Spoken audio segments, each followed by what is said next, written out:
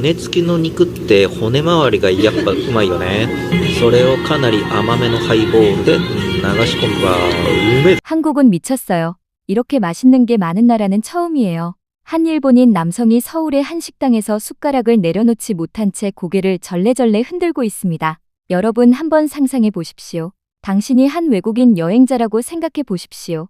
혼자서 비행기를 타고 낯선 나라에 도착합니다. 말도 잘 통하지 않고 아는 사람도 없습니다. 그런데 그 나라의 식당에 들어서는 순간 주문하지도 않은 반찬이 줄줄이 깔리기 시작합니다. 김치, 된장, 절임류까지 5가지, 6가지.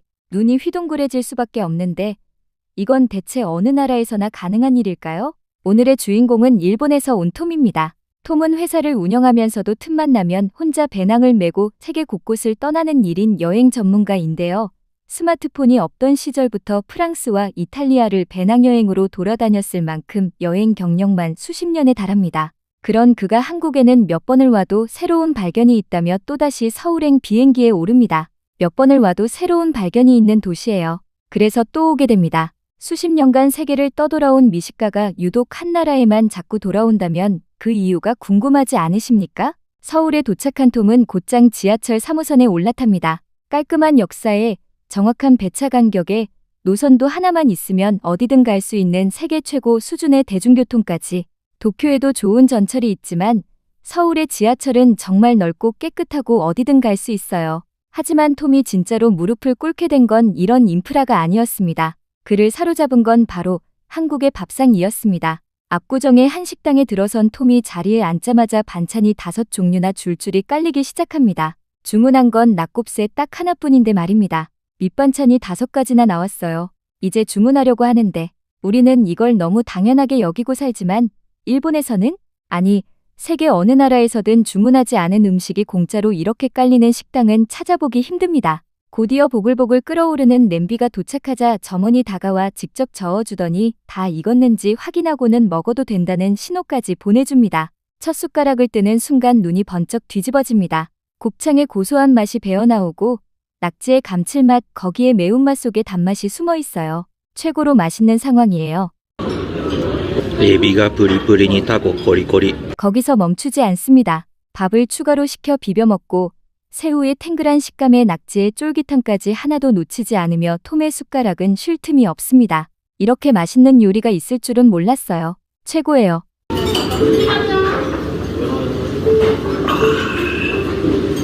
아, 死ぬかと思った致死量だった。でも美味しかった。 수십 년간 세계를 떠돈 미식가의 입에서 최고라는 말이 이렇게 쉽게 나오지는 않습니다. 그만큼 이 한 그릇이 대단했다는 뜻이겠지요.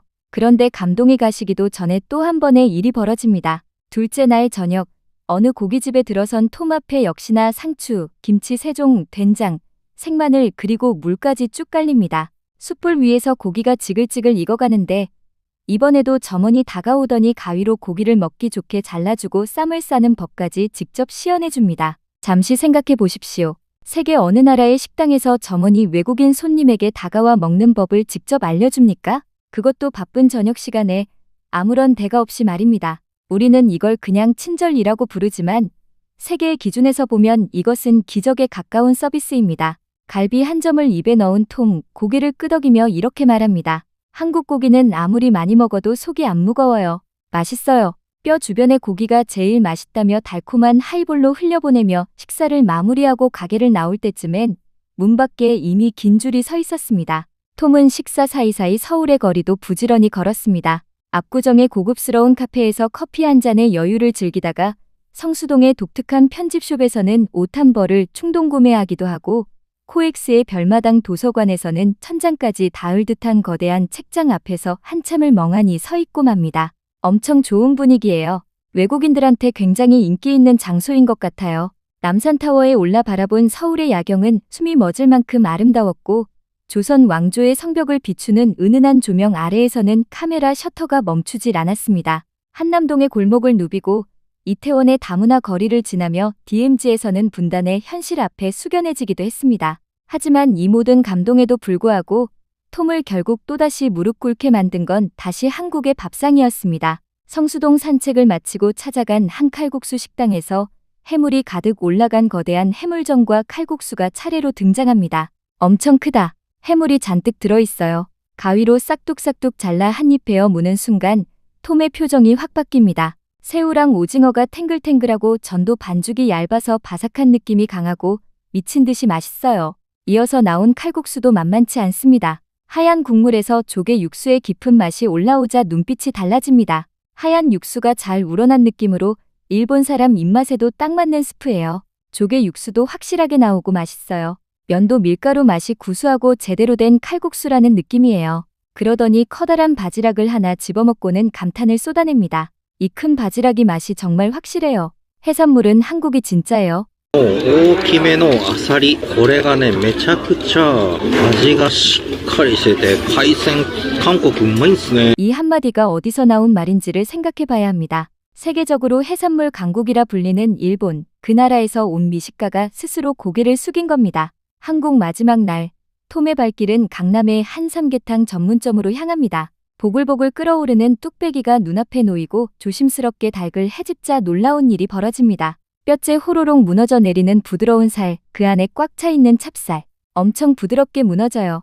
안에 쌀이 들어있네요. 소금과 후추를 살짝 찍어 한 입 먹는 순간 그대로 눈을 감아버립니다. 닭 냄새 하나 없이 살이 보슬보슬하고 육수도 확실하게 나오고 맛있어요. 한 그릇이 너무 맛있어서 결국 술까지 시켜버렸고 소탄에서 밤, 우엉, 은행, 대추가 하나하나 모습을 드러낼 때마다 감탄은 끝을 모릅니다. 이거 술을 안 시키면 반칙 아닌가요? 뚝배기 하나에 닭, 찹쌀, 밤, 우엉, 은행, 대추. 이 모든 것이 한 그릇 안에 오롯이 담깁니다. 세계 어느 나라에 이런 한 그릇이 있겠습니까? 재료 하나하나의 정성을 꽉꽉 눌러 담는 이 밥상이야말로 한국이기에 가능한 것입니다. 주문 하나에 반찬 5가지가 깔리는 밥상. 점원이 직접 다가와 고기를 잘라주고 먹는 법까지 알려주는 서비스. 낙곱새의 불꽃 같은 감칠맛. 해물 칼국수의 깊고 시원한 육수, 그리고 뚝배기 하나에 온갖 정성을 눌러 담은 삼계탕까지. 수십 년간 세계를 떠돈 일본인 미식가 톰이 마지막으로 남긴 말은 이것이었습니다. 몇 번을 와도 새로운 발견이 있는 나라예요. 또 오고 싶어요. 한국에는 맛있는 게 너무 많습니다. 우리가 동네 식당에서 대수롭지 않게 먹는 한 끼가 세계를 돌아다닌 미식가의 혀를 사로잡고 우리가 당연하게 여기는 밑반찬 문화가 누군가에게는 눈이 휘둥그레지는 경험이 됩니다. 이것이 대한민국입니다. 우리가 매일 당연하게 앉는 이 밥상이 누군가에게는 세상에서 가장 따뜻한 한 끼입니다. 그리고 그 밥상이 차려지는 이 나라에 여러분이 살고 계십니다. 오늘 영상이 마음에 드셨다면 좋아요와 구독 부탁드리겠습니다. 언제든 편하게 찾아와 부담 없이 시청할 수 있으면서도 오게 되면 작은 자부심과 따뜻한 감정을 얻어갈 수 있는 단골집이 되겠습니다.